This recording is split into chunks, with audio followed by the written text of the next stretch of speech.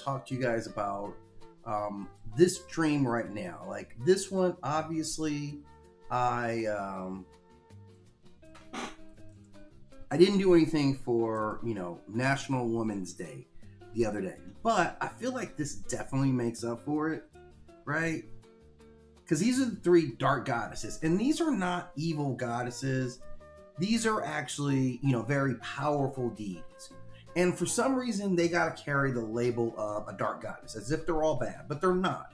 And I'm going to break down each of these deities to you and why they're not evil and why you actually need to be thankful. Because what they do is they protect final institutions, right? Like finality is what they're really all about. So you see with this MythLab here, we're able to go to 3 different continents, right? So we're in Africa, obviously with Nakith.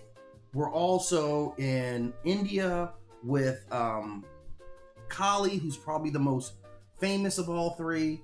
And then we've got Morrigan. And Morrigan comes to us from Celtic. And you know what? Maybe that's the most famous of them all. I'll have to actually look at it because I'm not quite sure who actually is like the power goddess out of all these 3, right? I think Kali's probably overall the most powerful, but they're all tied to some very important aspects. They're tied to war, which a lot of times war is judgment. Let's really be honest with that. They're tied to destruction, and this is the destruction of corruption. Each one of them is necessary for keeping corruption out of our everyday lives. So while we talk about all the nurturing gods that protect life, and we love to talk about those goddesses, right? But these goddesses right here, they protect the balance of the world from going into chaos. So when we're talking about these deities here, we got to take a step back and truly understand what they do. So if we look at each 3, in Ireland, the battlefield crow goddess, Morrigan, she tells the future fate of warriors and decides who will fall in battle. Now, that's kind of similar to me to what we see from the Valkyrie, or the Valkyries are waiting to pick you out. I don't know if it's a fate time, but I always thought that was a thing that was tied to fate as well.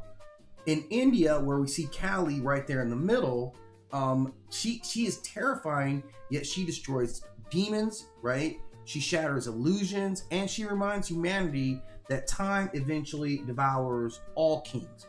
Everything goes, like that's to where she is. And when we go to the Kemetic-inspired, we have Nakith the Punisher, and she embodies the moment that judgment becomes consequence. She is the force that enforces cosmic order over chaos. And her role every night is that she's part of this quadre that fights against Apep every single night. Everybody has to get in on this Apep fight, not just the deities who are on the barge, but also other deities, like this particular deity here. So she is a warrior who fights against chaos. And that's where we'll start with all these. Now, looking back at these deities, and I matched these together because they're all very, very popular deity. They're still alive in culture. And we know about all these. The oldest one is Kali, before we start. So we're talking roughly, 1500 BCE. So if you add in timetables, we're talking 3700 BCE, 3700 years that we've been talking about her as a deity. The Morrigan comes about 800 BCE, so we're going to say 2800 years, give or take. And Nakith is, historically, she's very recent, at least we're talking about her. Because there wasn't a lot of talk about, like, the underworld deities in Kemet. And there's a lot, like I'm telling you, this pantheon is actually full of deities in the underworld, but we don't really get to hear a lot about them because we're always focused on the Enid. Those are the best stories. So overall, like with Kemetic belief systems, there is not a lot of what I would call mythology. Like there's a lot of mythology stories, not a lot relative to how many actual deities exist in their pantheon. So I'm going to get right into it. I'm going to talk about the first one, which is the Punisher. And you can see right off the bat, she is geared up to fight against Apep every night. And there are four goddesses that are or 3 other goddesses that are connected to her, and together they make this quadre. And what they do is they fight against Apep every night. So that's why they have these long knives, because this is ultimately how this snake gets killed. Now, what she is associated with primarily is divine punishment, right? She is the underground enforcement. She works in cosmic retribution, and she's symbolized by this curved execution blade or judgment weapon, like what she's holding in her hand. So you can tell already, you can tell by the way I use my walk, right? I'm a woman's man, right? No time to talk. And that's what she's putting off. That's what it's giving, is no time to talk. So she's always shown as this dark-skinned goddess in this regal black and gold armor, armed with this blade, and she is associated with the desert or underworld landscapes. Now, she is a agent of punitive divine justice. You did something, this is the get back. We're not waiting for you to be reborn before we do something to you. We're going to go ahead and handle this business right now. So she represents the moment when that judgment becomes consequence. When they finally said, we're tired of your nonsense, right? Like, I've had several people say that to me, even as a child. We're completely tired of your nonsense. This is that moment where you actually going to pay up, right? Somebody going to kick in today. And this is where the kicking in happens. This is where the run your pockets events happens. So there are many other world deities who weigh or evaluate souls. She doesn't do any of that. She's not here to evaluate your soul. She's here when they already told you what the weight on your soul was, and I'm here to collect. I'm here to execute this verdict. Whatever that verdict may be, this is where it gets handled. Now, she is seen as part of the 4 hackers of Apep. And again, there's 3 other goddesses associated with this. And you know what? I'm going to make a note to come back and do all 4 of these together as a group. Even though I'm not actually writing anything down, I'm going to try to remember really hard. I'm sure you guys realize I'm going to try my best to make this happen in my head. But look, let's not, you start forgetting stuff, right? This is one of the first things that happen to you guys too. So she exists in this intersection of underworld authority, cosmic warfare, and moral enforcement. Remember, Apep is a real deal. If Apep should emerge, if he comes out like this with that W, it's all done for us. So every night we have to send Apep back with an L. Like, this is Apep, and this is no joke, man. This is like trying to beat that, this is like that 2010 Celtics team, right? With fully loaded. That's Apep. He's not weak of heart. He's got an excellent game plan. He's well coached. But if we don't end this every single night, we don't wake up. The first time that Apep wins, creation is over. So that's how fine of a line. That's why the 4 hackers, in addition to everyone else. And we'll talk about the other beings who also fight in Apep in a separate video. I'm sure I've talked about them ad nauseum, right? But within this cosmology, what they're doing is protecting Ma'at. And Ma'at, of course, is truth. Ma'at is balance. It is also justice, and it's cosmic stability. This is why you need a big-ass knife, because when we're talking about cosmic stability, nothing's too important. Nothing goes too far. There is no such thing as, I feel like you went a little too far with that. When we're talking about cosmic stability. So this is where we are. She is a divine executor of judgment. She punishes the enemies of Ma'at. She destroys chaotic or corrupted souls. She enforces divine rulings or of the underworld courts. So if you're in the underworld, and the underworld, like, you can't just walk around this underworld. We're talking about the duat. So we can be specific. We're not just going to say the underworld. We understand what this underworld like, and it has lots of areas that not everybody can access. You have to be, approved of to go into these levels. So if you're not, this is where she comes in. So let them catch you running around the underworld, running around the duat, just doing whatever, and you'll quickly find out that that's not your spot, right? So every night she is part of the nightly battle against Apep. That's the main thing. Imagine every single night you go to war. Not some nights, not every third night. Not you're gonna get this one off, and then we'll have Set come in. I don't know. Maybe they do rotate days off, but I know who doesn't take a day off, and that's Apep. And neither does Ra. So if these 2 principals cannot take a night off, they're gonna have to be there every single night, then I would think the protectors have to be there as well. So that's what she represents. In this framework, you have multiple gods that are defending the solar bark of Ra. So she acts as the executioner of chaotic entities, right? So she's the punisher of rebellious spirits. She is the destroyer of the serpentine manifestations of Apep. Because Apep doesn't just show up there by himself. So when you have the warriors battle against Apep, she represents the final termination. So with those blades were used to sever heads. At that point, you are not wounded or sore or hurt or crying or any of that stuff. You are 100% dead. So this is what she represents, and she looks like she's up to the task. Now, when we conceptualize her in terms of the Kemetic belief system, there are some rituals that go along with this type of, look at that. It's some type of deity. So she's going to offer requests for you. She's going to answer requests for justice. When someone has done you wrong, justice can come in. This is where you would call her. So this is ritual destruction of enemy figurines. This is how you summon her. You take a figurine of your opponent and you ritually destroy this. And this symbolic act of punishment directs towards that chaotic spirit. So this is how she actually handles that business for you. She suppresses any type of cult that emphasizes protection of malevolent forces.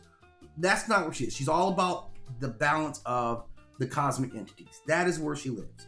So theologically, we understand that balance does not maintain itself. Ma'at, if it were just on auto, we would never have to worry about Ma'at, right? We'd never have to worry about truth, order, balance, none of that stuff. We only have to worry about it because there's all these chaotic forces and it requires judgment. So if you take away anything from this deity, just remember there's 3 more of them. If you're taking notes, I know nobody's taking notes. There's 3 of them. They all roll together. They show up every night. They all kind of have a similar style or weapon, and their job is to take care of any of the other associates of Apep. He also comes with an army. He doesn't just come by himself. What this ultimately is saying, though, when we talk about her, is that justice must be maintained at all costs. It is our highest order. It is our highest principle. If we lose that, then unfortunately we don't have a way of coming back. There is no rewind the record.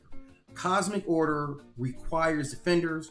Wrongdoing carries unavoidable consequences. So this is who she is in a nutshell. Probably the least known of these very powerful deities, but my favorite just because of how she rolls.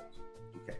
Now the next one we're going to know a lot more about, and that's not surprising because it's Kali. Kali again is one of the most well-known of the deities, not only on this list, but in her pantheon as well. You can see she's always easy to determine when it's Kali. Her skin is always the dead giveaway. She's usually got multiple arms. We don't show her in this AI depiction, but she's typically going to have 4 arms. She's going to be like this, holding up a head and a sword, and always the skull necklace around her. This is how she rolls 24/7. I don't care if you invite her to a wedding. I don't care if you invite her to a funeral. You invite her for a night out at Applebee's. This is how she's going to show up. So you should at least be ready for it. And she is, again, the oldest of the deities, going back, we're probably talking almost 3,000 years that we've been talking about Kali. And although she's scary in an essential way. Like, you absolutely need her.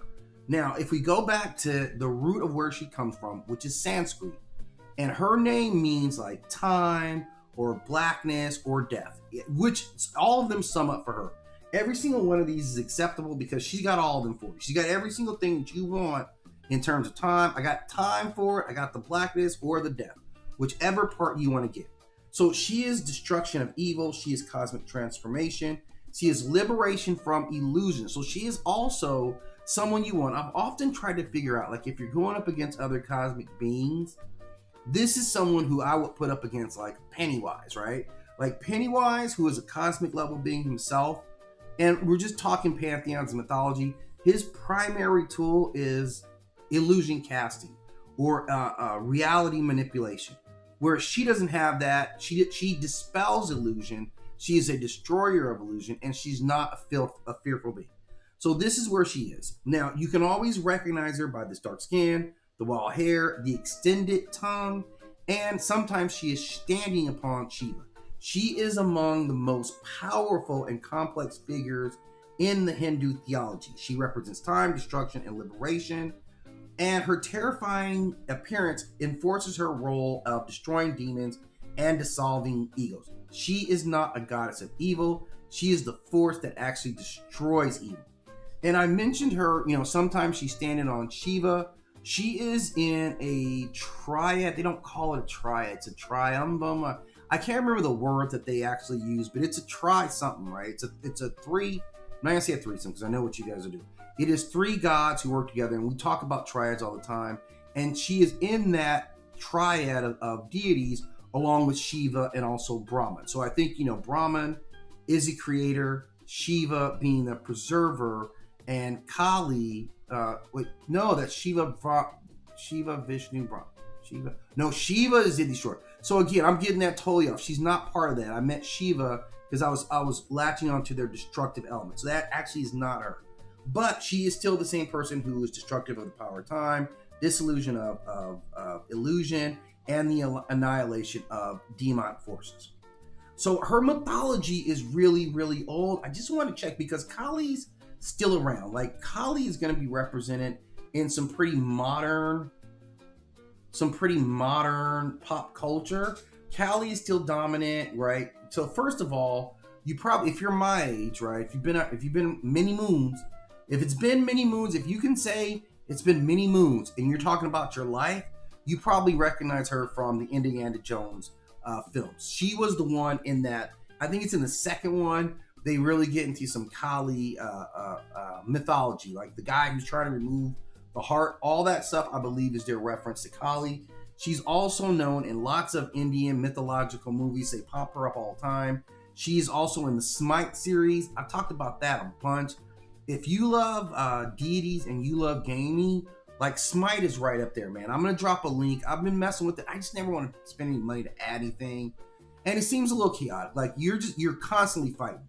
Like this is like, man, it's a fight fest from go, right? That's what it means if you're playing this game, Smite. So this is who she is. She's still represented to the strongest level, and she's always in all types of fantasy books and so forth. So Kali has been a part of our collective, landscape, and she's clearly not going anywhere. This is the goddess of purification. So this is who she is. Now, she's one of her most famous myths is that of Dima Mahatma, right? Mahatma. And this demon gains a lot of power, such that every drop of blood he spilled produced another demon. Now, through that process, Kali is manifesting. Kali solved the problem by drinking his blood before it touched the ground, preventing any new demons from forming. So this is kind of the story that she's integrally tied to of consuming his blood. Now, this myth of drinking blood ties into her ability to confront threats that conventional forces cannot. Like they could not stop this demon because every time they attack, he would bleed more demons. She deaded all that. So she is therefore invoked when there are uncontrollable items that are uncontrollable through normal means. This is where you pull her out. Now, as fearsome as she is, she's very prominent in Eastern India, particularly the Bengal area. So having so much importance in their belief system, you can best believe that she got her worship on. There are lots of temples and worship places and offerings specifically for her.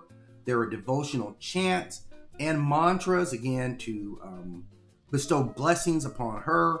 And there were festivals such as the Kali Puja, which were celebrating, again, her ability to, burn off the old. And it's essential for any type of rebirth. So that's how we have to look at her. She's 100% a protector of everything that's going to come forth. Every new thing, every new TV show, all the TV shows had to get canceled before she came. So she has stayed around. Now, why she's important is that in their theological system, time ultimately destroys all forms, which is what, now to me, that's really getting right at entropy. That's a big part of entropy, although they don't necessarily associate her with it, but that's a part of it. It's also time. Time also wears everything out. This is also the ego that must be shattered by enlightenment. So if you're feeling too good about yourself, then you need a correction. Kali's the one who's here to put you in your place as well for your own good. And in this respect, this allows you to transform. Your old self has to die before your new self can emerge. That's what we're talking about when she is transformation. She burns away everything that's old because this makes way for everything that's new that's going to emerge. So if you're like, man, I'm going to change my life over, I'm going to stop gang banging, and whatever I was doing, I'm gonna get rid of this MythLab and change my life around. She has to destroy your ego first, and it is destruction of your ego that allows you to transform. Now, in more common terminology, like think about it when you're talking about, you know, people who are battling drug addiction, okay? That a lot of times you have to hit rock bottom, meaning your ego is destroyed before now you can accept healing.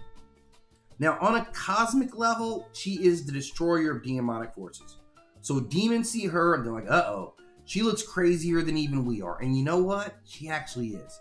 So she destroys demons. She is a protector of the devotees. So if you're down with her, you got no problems when she comes around. You're gonna be like, oh, wait, it's just Callie. And then you're cool because you know that she's here just to protect you. That is what she is. She is the embodiment of time and mortality, which obviously these things bump up against each other, and she is proof.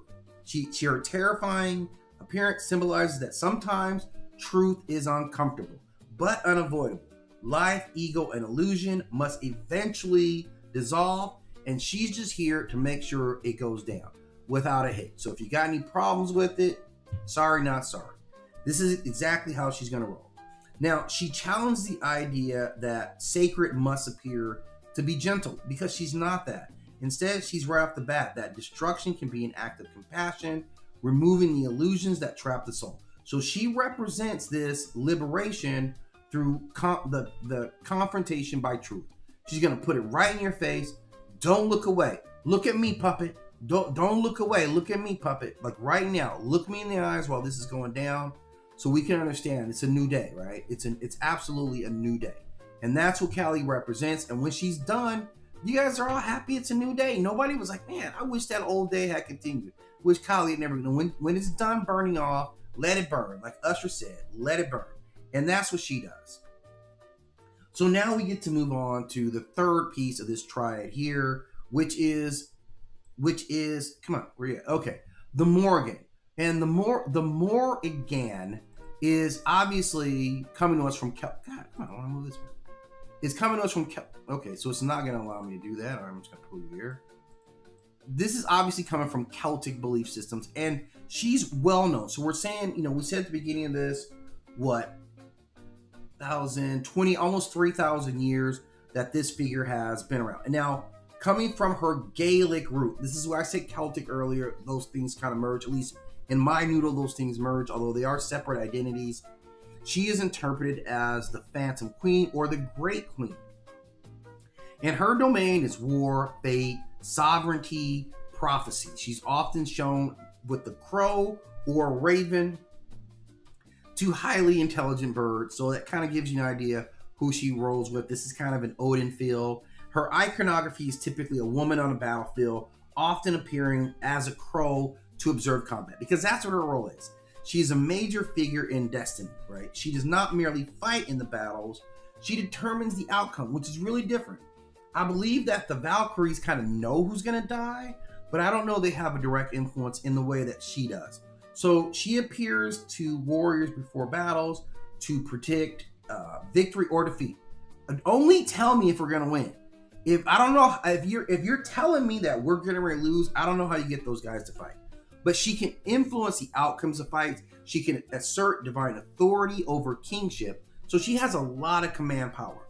Her presence suggests that the victory is not determined solely by strength, but by cosmic destiny. So that can be a major part of the why she appears before anyone.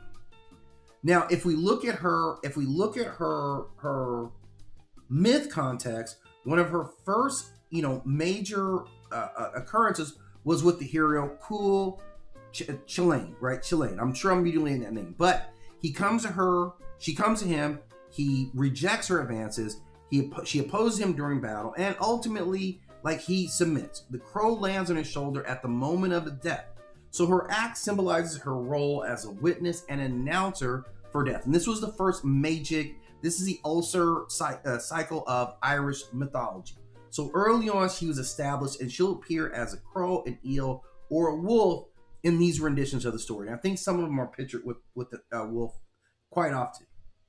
Now, direct evidence of her worship is somewhat limited, but we do know from the literary sources that are around that she is associated with sacred rivers, with battle rituals and with kingship ceremonies.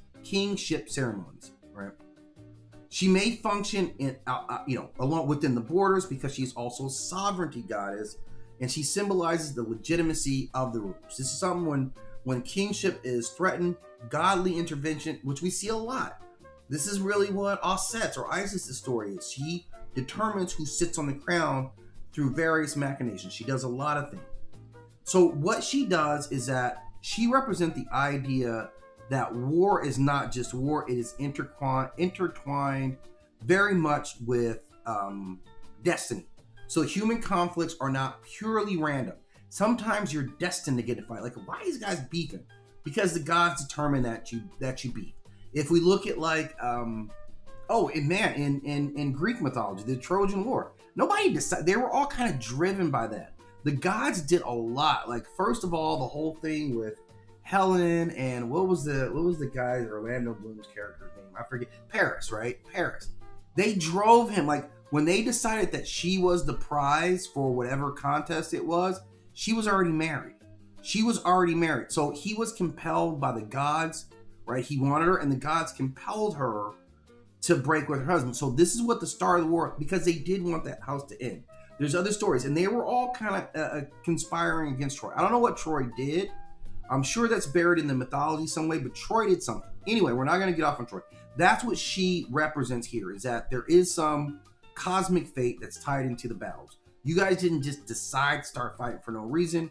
There's a clear reason why you guys are fighting. So her fate precedes the battle, death follows prophecy, and sovereignty requires divine sanction. So if you're not sanctified by the deities, you do not have divine rule. Now, within the Irish mythology, she is the herald of death and war. She is a protector of the land. She is the embodiment of sovereignty. She often appears before major conflicts, warning or guiding soldiers through their destined outcomes. Culturally, she's very powerful in the community because they understand that warfare was tied to survival and keeping their land sovereign to themselves. They weren't fighting against nobody. They were fighting against outsiders who wanted to take their land. And so this may spin off in a lot of tales. We understand, like, Ireland and Scotland, they've each been through their individual battles, fighting for their individual freedom. To some varying degrees of success and losses here, but not for a lack of coming with that fight every single night. So of these three deities here, like, we've got three majors, or two real majors, and a rising star that we're going to see. Two that have been around for 3,000 years. One that's newer on the scene. Not newer on the scene in the sense of when she was written about, but because there's not a major mythology following for her, and in general, the underworld deities from Kemet, nobody talks about, the guardians of the underworld. And there's like a billion of them, right? Every single one of these gates has got like a dozen guardians, or, all these various gates at each level. So there's a lot of that, and we never actually get to the conversation about who they are. Today we did. Today we got into a little bit. We kind of understand these three goddesses of darkness. I felt like this was appropriate. I should have done it yesterday when it was actually International Women's Day. But man, if this doesn't make it up for you guys, I don't know what it is. Send some judgment after me if you got a problem with it, right? But I got fate on my side telling me that what I'm doing is okay. That's what these goddesses have hit me up with. So I appreciate you guys stopping in. Any comments, always appreciate that. I'm going to dip this one off. This will be up on the channel, so you can watch it at your own pace. And I'll also probably get a little deeper into doing some breakdowns on each of these goddesses here. But as always, hit that like and subscribe. You're always welcome here. You're always loved here. You're always appreciated here. And I'm here for your mythological queries, whatever they may be. So I'm looking forward to talking to you guys. I'll be back tomorrow. I'll probably run another myth stream going tonight. Just like some mellow, casual myth listening if you choose to get into that. And otherwise, you can look to see me back on here like 11-ish tomorrow. I'm on Central Time. I look forward to being back up